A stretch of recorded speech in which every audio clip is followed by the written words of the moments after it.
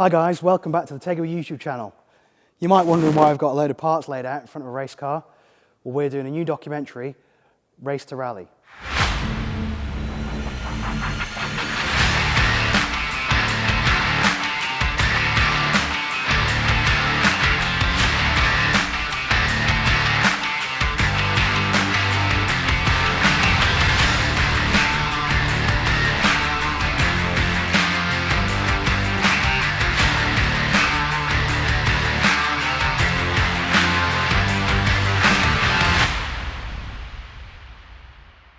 You might be wondering why we're doing this. Tegiwa's got a long history of racing cars, specifically Hondas, and we thought that we'd get into rallying. Rallying is something that we've all got a little bit of a passion for, and around the world there's various different Hondas doing rallying, so we thought we'd give it a go. Obviously it's a huge market that we're not really part of at all at the moment, and there's so many parts that cross over from race to rally that we thought we could do something. So we've got our Racing Honda's Civic FN2 over here, and that's going to be the base of the car that we use. So it is an out-and-out race car. It's run many races. These are all the parts that we need to convert it into a rally car. So this is our car we're starting with. You might have all seen it around quite a bit. We built an FN2 race car, simple as. It's got all of the parts that we use in Civic Cup and Racing Hondas and Type R Trophy, and we've raced it in various different championships. It's quite a heavy car, being an FN2, and we've not stripped it out that much because the class that we're racing in was 175 brake horsepower per tonne. So it's about 1,300 kilos and about 230 horsepower. So it's great fun. It does a 1 minute 21 around Donington on the AO52s, and we decided that this will be the car that we'll convert. After reading the Blue Book, there's quite a lot of different things that you need to do in a rally car compared to a race car. If you were starting from scratch, it wouldn't really cost you any more because the parts are just different, but obviously for us, because we're converting, there's some parts that have got to come off the car and parts that have got to fit to the car.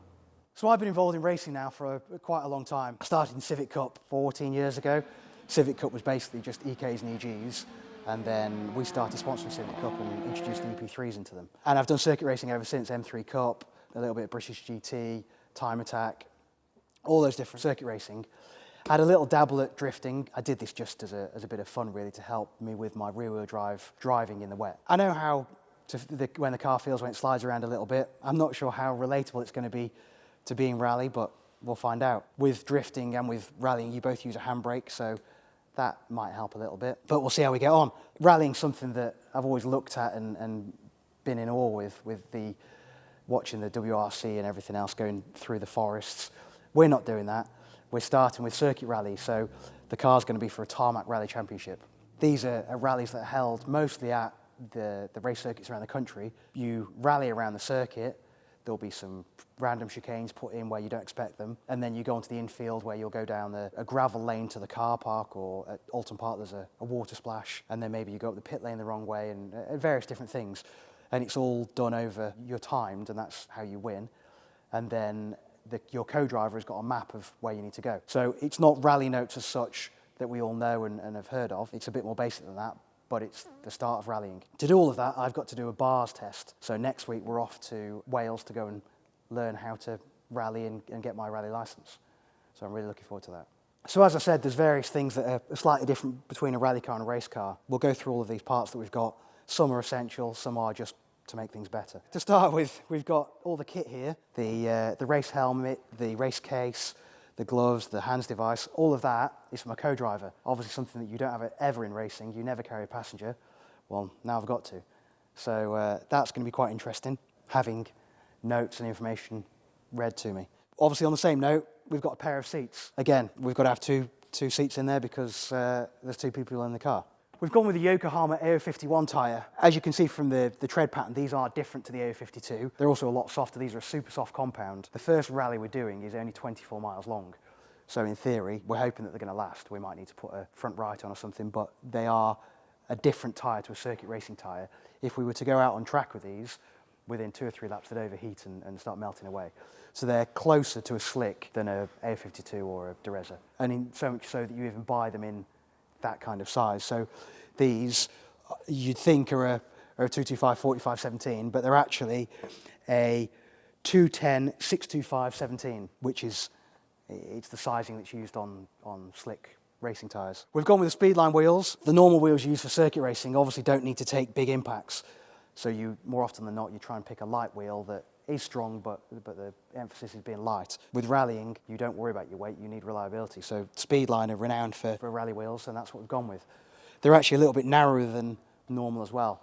So these are a 17 by 7.5. 17 by 7 seems to be a very popular rally size as well. But yeah, those mounted up to those tyres are going to be incredible. Looking forward to that. We've then got the Yellowspeed 3-way tarmac rally suspension. As I said before, this is something that is an expense now because the car's already on the Yellowspeed Premium Competition inverteds.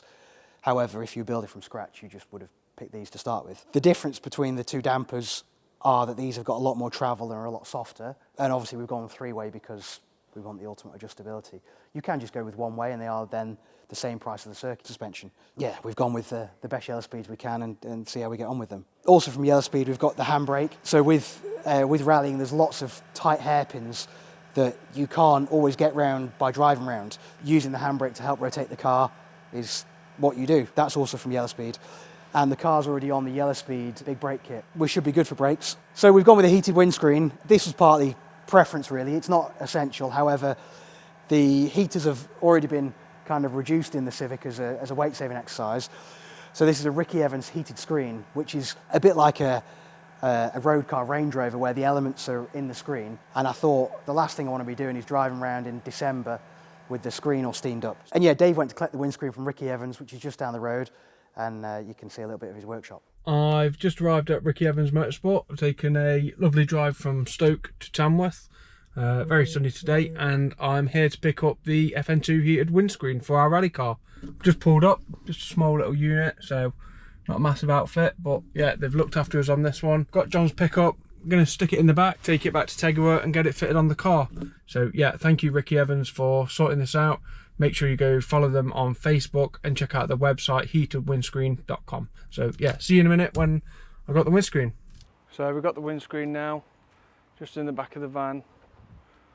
Just packing it up nice and strong so it doesn't crack. As you can see, here's the unit. Some windscreens waiting to go out. I wonder where in the world they're going. And it's heated windscreen galore in here, so yeah, if you've got a race car, rally car, Ricky Evans is the place to come and get it. Heatedwindscreen.com. And then I was just shown in here as well, there's a couple of rally cars. This one's being built this December, and there's a lovely old Peugeot as well. This map on here, this shows everywhere where they ship out to in the world. So North America, South America, loads in Europe, Australia, New Zealand. We've got Japan over there. So yeah, these guys are really popular. All packed nicely, not going anywhere. Thank you to the guys here.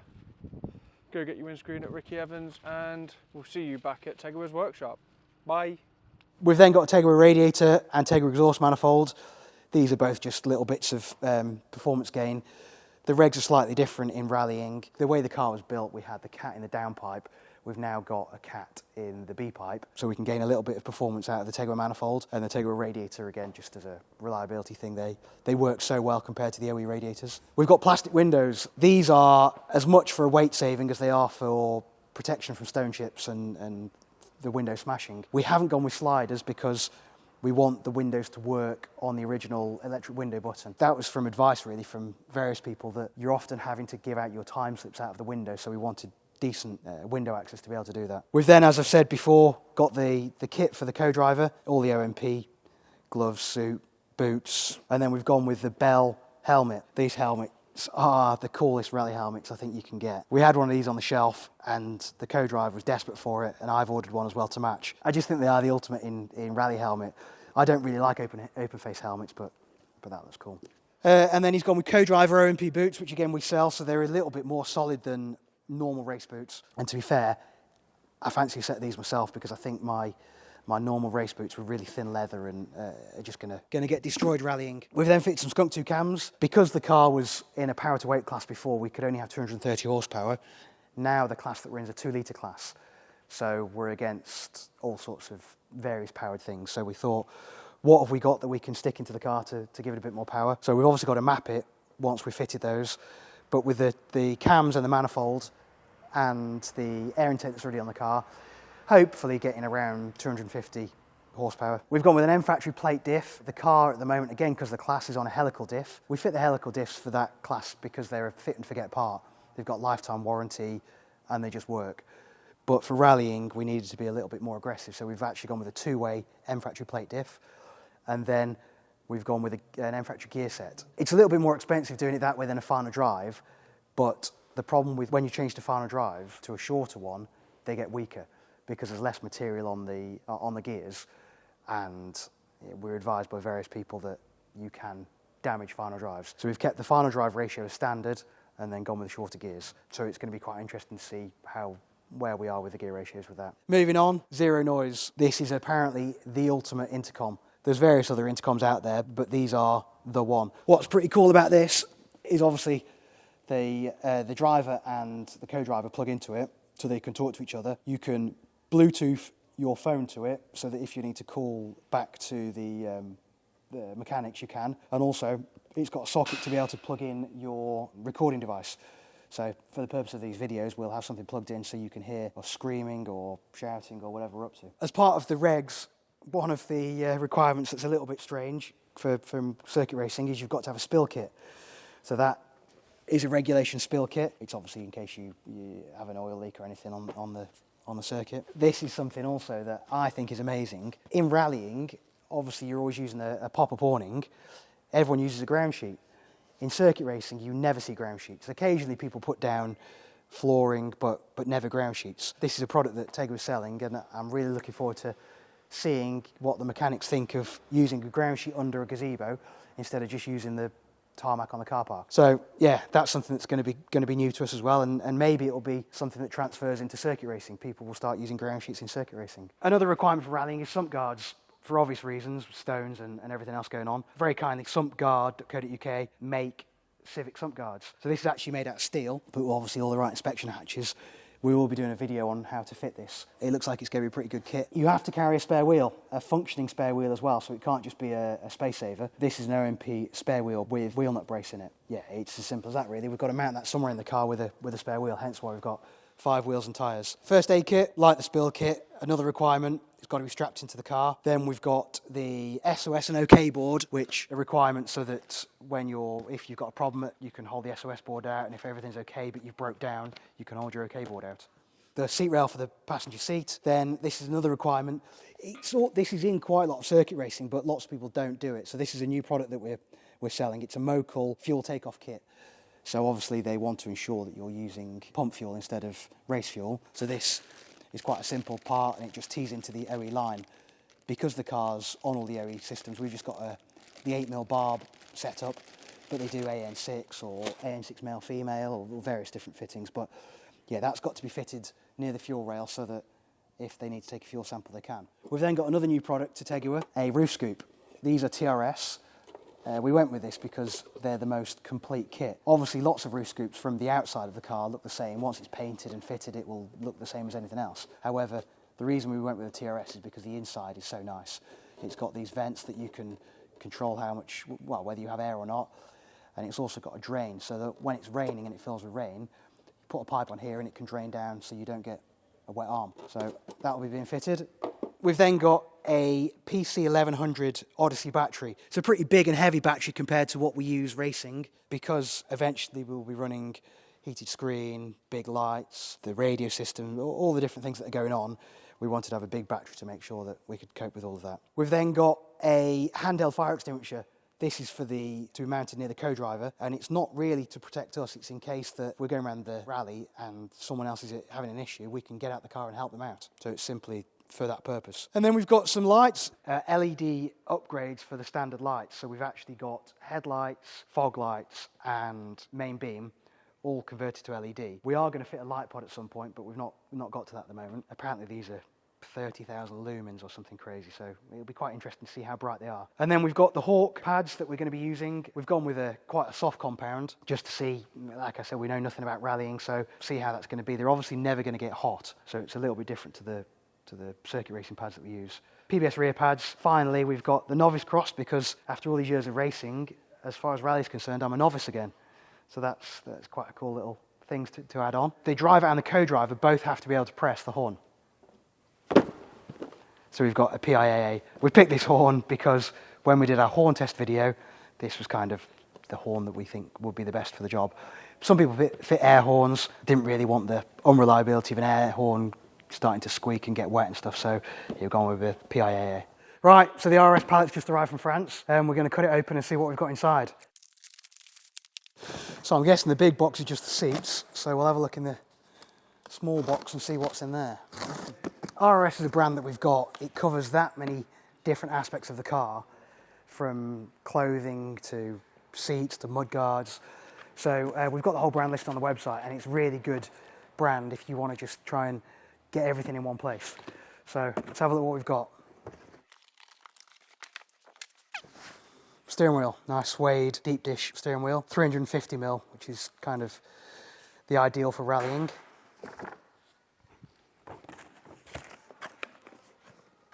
Some harnesses, we've gone with black, and they're the 2-inch shoulder straps, so they go over your hands device really nicely. And they've also got the big red quick release toggle, so it's really easy to adjust them if you need to. These come with all of the eyelets, so no need to buy eyelets as well. It's a complete kit ready to go. So they'll be good. Obviously we've got 2 of them, one for the driver, one for the co-driver. As I said, they sell all sorts. You can see door handles. So the car at the moment has just got some little fabric door handles that aren't very strong. And I thought, as we're going to be getting in and out of it all the time, get some decent door handles. A harness cutter and a glass breaker. A glass hammer. We don't really need this anymore because we've now decided to change all the windows to plastic windows, but very useful if you've got glass windows. 2 harness cutters again with a bit of Velcro. With one of the rules in rallying is that every driver and co-driver needs to have access to one of these. So I guess it's if the car's hanging upside down, you can't get to the buckle or something. So we'll mount those onto the sides of the seats. Red warning triangle. This is just the same warning triangle that you'd have in any kind of road car. Some brake hose. You've got to plumb in a handbrake, so we've got brake hose and all the various fittings that we're going to need for that. Not sure what this is. The map light.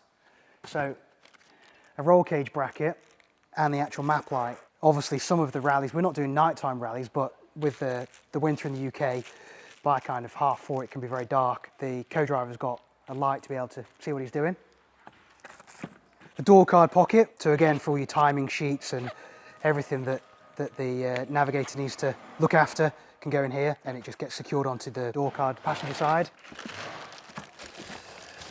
And then finally, mud flaps. These are also a spec. These have to be 4mm thick. They have to protrude 40mm from the width of the car and no more than 80mm from the ground. So we'll fit these once the car's fully finished, and yeah, make it look like a real rally car at last. And then we'll just get into the big box and see what's in there. So with rally, your seats have got to be in date, which is a bit different than circuit racing. In the UK, in like a national series, seats don't need to be in date, they just need to be in good condition. Because of that, the seats in the car were a few years old. We decided to get a pair of brand new seats to make sure they're both in date and as good as they can be. And the 2 seats were in the big box.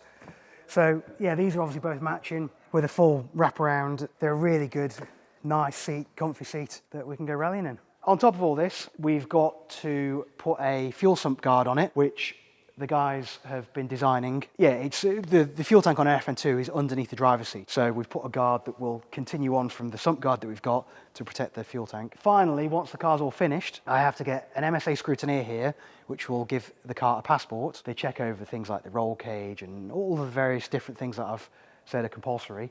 And then you get given a passport for the car, which you need to be able to enter a rally. And then also, we need to get the car taxed and MOT'd. That's obviously because when you're driving between stages, you can drive on the road. So hence what I said earlier about having the correct cat fitted, we need the car to pass a proper MOT. So the car will have number plates back on it and be ready to go. I'm quite looking forward to that side of things, because instead of having to always wait till we get to a race circuit to test anything, if we need to just have a little drive somewhere, we can.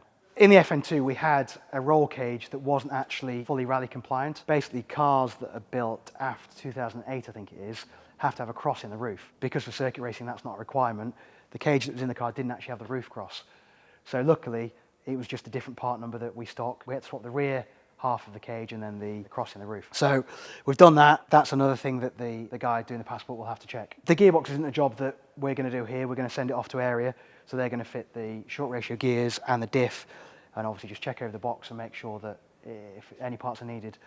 But yeah, they've kindly going to sort that out for us. And then from tomorrow, we're going to start fitting parts. So I think the plan of action really is to get the brakes and suspension done, get the roof scoop painted. We want that to be fluorescent yellow because that's what we do. And then start working from the engine bay back. We're actually going to do something a little bit crazy.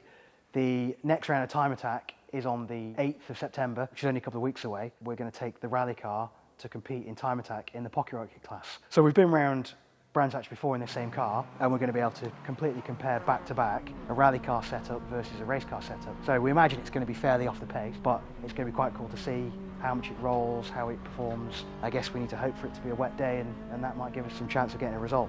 As I said, I've got my bars test next week, and then we've actually already booked and paid for our first rally at Three Sisters on the 13th of October. Not very long away. It's only a small rally, just because I thought we'd do that to see what everything's about and try and understand what we need to do. I think it's going to be drastically different than a circuit racing event that we know our way around like the back of our hand. Yeah, looking forward to that, and we'll stick the car in the trailer and go up there and go and have some fun. Thank you for watching, and I hope you're looking forward to seeing our next episode.